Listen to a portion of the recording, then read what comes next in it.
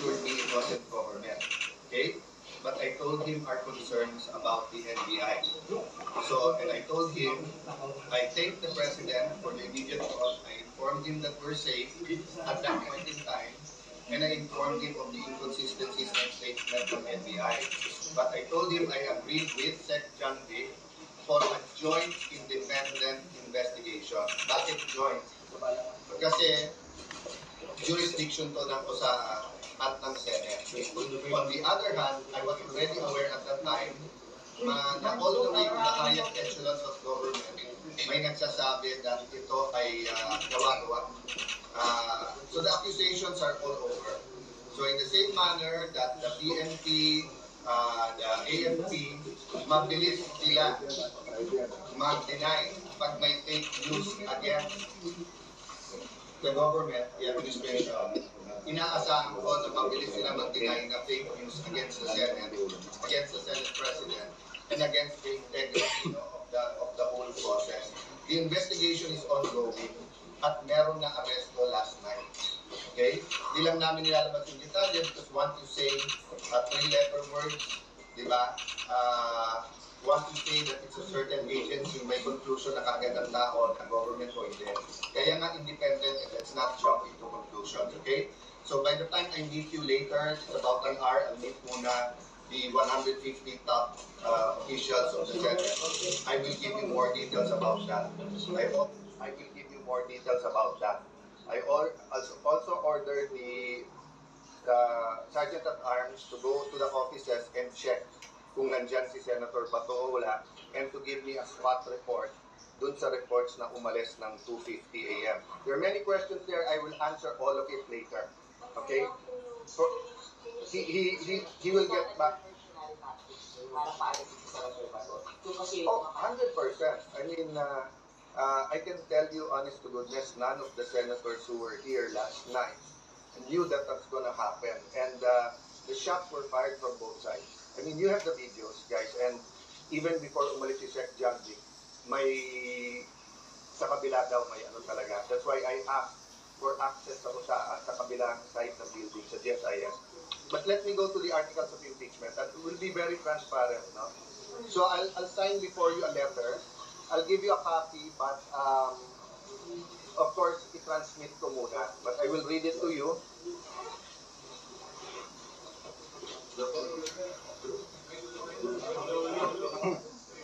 The Honorable Faustino Boji D. III, Speaker, House of Representatives, Batasan Hills, Quezon City. RE, Articles of Impeachment against Vice President Sara Zimmerman Duterte. Your Honor, the Senate is in receipt of the resolution setting forth the Articles of Impeachment against Vice President Sara Zimmerman Duterte, including all annexes thereto, transmitted by the House of Representatives. Pursuant to Rule 1 of the Senate Rules of Procedure on Impeachment Trial, the Senate has taken proper order of the impeachment and shall immediately proceed to its consideration, consistent with its mandate under Article 11, Section 3 of the Constitution.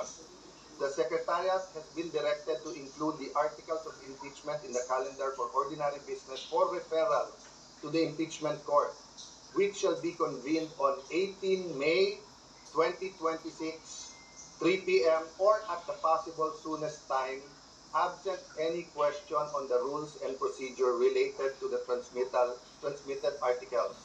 The parties shall in due course be directed to appear before the Senate sitting as an impeachment court on a date to be determined subsequently. We trust the foregoing is in order. Thank you. Very truly yours, Alan Peter Cayetano, Senate President. Copy furnished the Honorable Sara Z. Duterte, Vice President, Republic of the Philippines. So we'll send this. Pagka-send, we'll give you a copy. We'll countersign. Someone countersign. Section siguro countersign.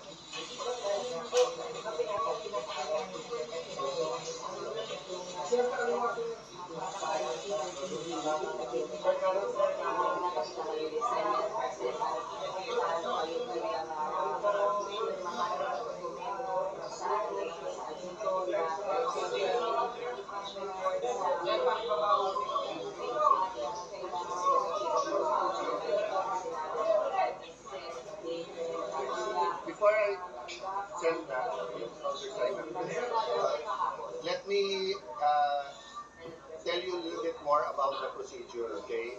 So sa Monday, nasa order of business yon. Ibibigay sa rules like any other. Yung majority leader, acting majority leader, kanyang i-represent, no? The likely scenario is we will organize muna the Senate, so may mga committees, take that up. From the majority side, kasi nag-focus kami kagabi, I don't see any amendments to the rules. So if there's going to be any, I'm not saying there will be, I want to be clear, I'm not accusing anyone of delays. I'm saying it won't come from the majority kasi nag-meeting kami kagabi, we are happy with the former rules. Kung ano yung good na rules kay sa mga dating na-impeach, good din sa amin ngayon. So, kaya lang, hindi ko matatanggal yung karapatan ng bawat senador na tumayo. Ang problema, madidelay kung babaguhin pa yung rules kasi ipapublish pa ulit yun. But from the majority, that's why it's a letter, I just wanted to be safe. Sinabi ko doon on Monday or the soonest time or fourth week. No? If everyone agrees on the rule, I do not see any reason why hindi kami makapag-convene sa Monday.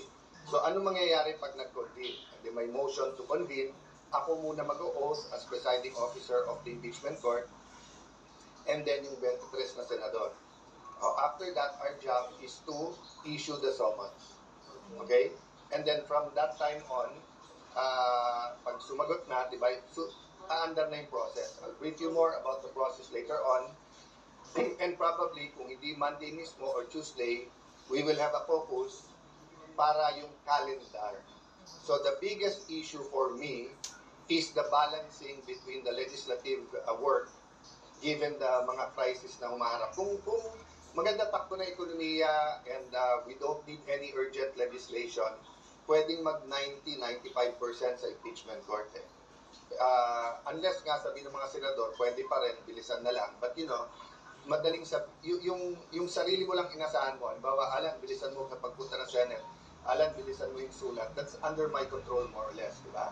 But when you say it's a trial, you cannot stop both sides from presenting the number of witnesses na gusto nilang sabihin. So, madaling sabihin, bilisan, at madaling sabihin, it will finish by this month or that month. But all of those will be approximation. Okay, any question? So, yung po, as impeachment court, yun talaga court date. Pero how about the trial proper? When is the latest trial? Once you convene and issue the summons, the direction na yun. Pero yung trial proper, yung court, yung trial proper po ay after all the procedures. Susundin mo lang yung number of days. So walang delay yun. Kung ano na sa rules, kung ano na constitution yun. The trial proper maybe in June, sir, the trial proper. I don't want to preempt the calendar. But if it's 15 days, so we will follow. Actually, what we're doing now, after the meeting, then seeing you, we're gonna make a draft calendar. So the calendar will not be based on anything that is discretionary. It will be based on objectivity. So kung nakalagay sa rules, ganitong number of days para sumagot, this number of days sumagot, then trial na kagad. So kung ngayon ang sagot, SP, doon sa sinabi na yung pagpapalit ng liderato ng Senado ay para ma-block yung impeachment trial. Again, I'm trying to get the United Senate. Unprecedented yung attack against the Senate. First, nung Monday na hinabol sa loob ng Senate ang isang senador, ginulpe ang isang member ng USAA, and then last night, the armed attack on the Senate. Unprecedented yan. Diba? So, I'm trying to unite the Senate. The senators are people by just simply following the law. The Constitution, our rules, and what is right. Diba? So, sabi ko naman sa inyo lahat, dalawa lang libro ko, yung Bible, yung Constitution. Everything else follows. Even the Constitution for me has to follow the Bible. Diba? Having said that, we will follow. So walang magiging delays. I can tell you anything now as you ask, diba, kailan yung trial. So if I have the trial July, August, then dinelay ko. Offhand lang, SP, for you, yung trial po ba ay dapat araw-araw, Monday to Friday, or MWF? Offhand for you. Offhand, either Monday to Wednesday or Monday to Thursday. Definitely hindi on the Friday because you need a motion day. Diba? So, and the question for me, the bigger question to me, is it Monday to Wednesday whole day, and then Thursday may committee hearings, or is it Monday to Thursday, half-day hearings, half-day So definitely mag-extend kami, di ba? So kung dati, nag-hearing ka either 9, 10 o'clock hanggang 2:45 or 3, and then 3 to 7 or 8 yung ano. Nagagawa naman namin sa budget yung magdamagan eh. But remember, I think mga 2 weeks yun eh, na magdamagan. So I don't think kaya naman yung magdamagan ng 2 months, di ba? 2 months. I don't know eh. I don't know. It depends kasi kung ilan witnesses, it depends sa articles. That's why I don't want to speculate. Pero ito yung convene sa Monday na talaga. Convene. In my letter, we're bound by that. Sa focus, agree kami lahat. There's no reason whatsoever to dilly-dally. Okay? Having said that, syempre, kung may nag-bring up na ito yung mga ganyan, etc., bukas na yan or whatever ganyan, baka magbotohan. But so far, yung aming prese, ang sinasabi, there's no reason why not to convene and take our oaths on Monday. Just to be sure, you are asking the prosecution team to be here on Monday for the... It's their option. to what, sir? To report, sir, about articles of Hindi, impeachment? kasi yung tinignan ko yung dating precedents, the article itself is the presentation. Di ba? So, actually, they can or cannot be here.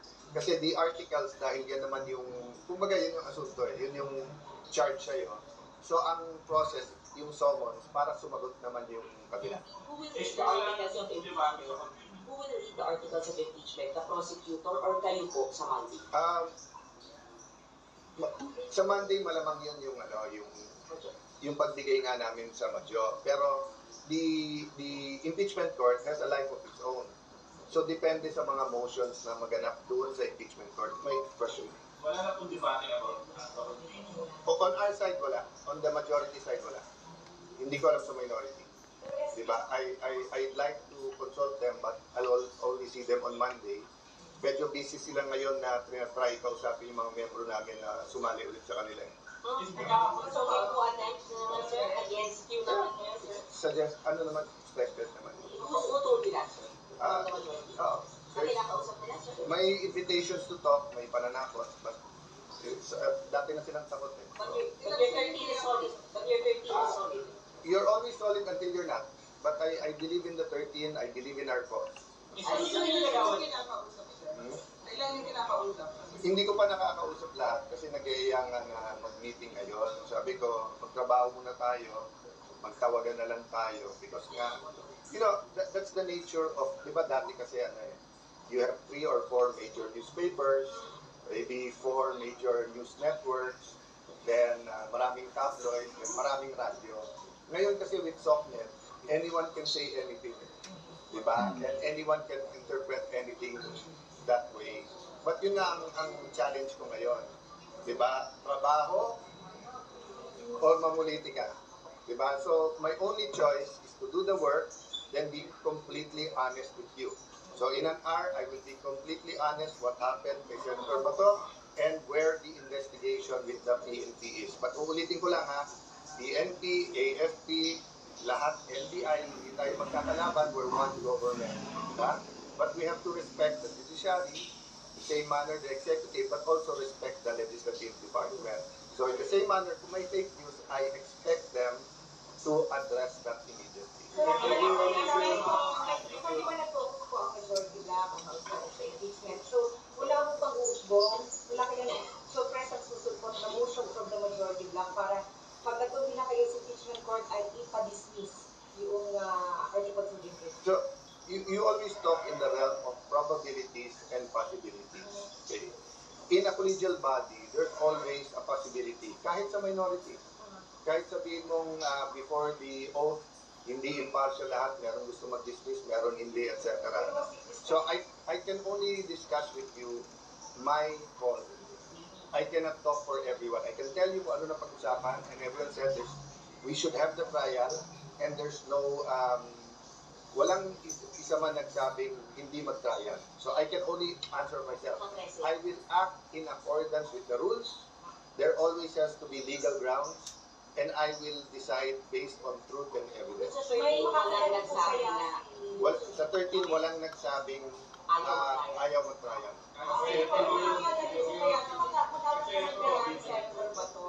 Magagampanan mo kaya ni Senator Bato pagiging Senator Judge ng walang panganib O risk na agad? I'll answer all questions, Senator Roto, mamaya, but quickly, I hope so.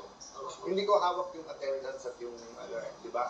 I hope ma-resolve yung korte. Kasi pag wala naman threat kay Senator Bato, gusto naman niya pumasok.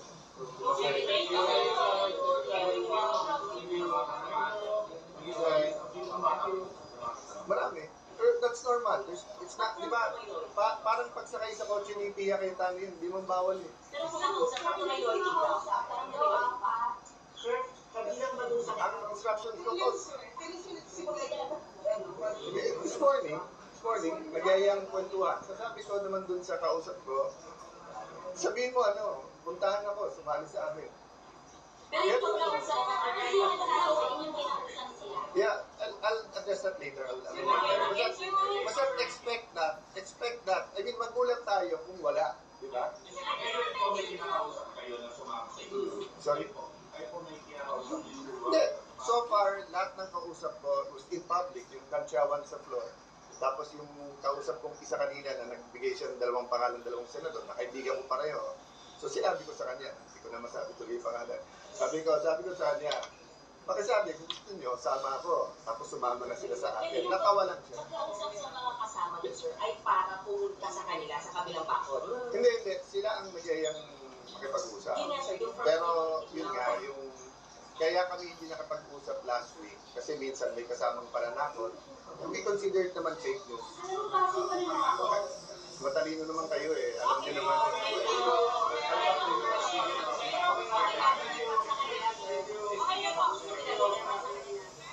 Sir, yung mga case, sir, ginagamit yung mga pending cases.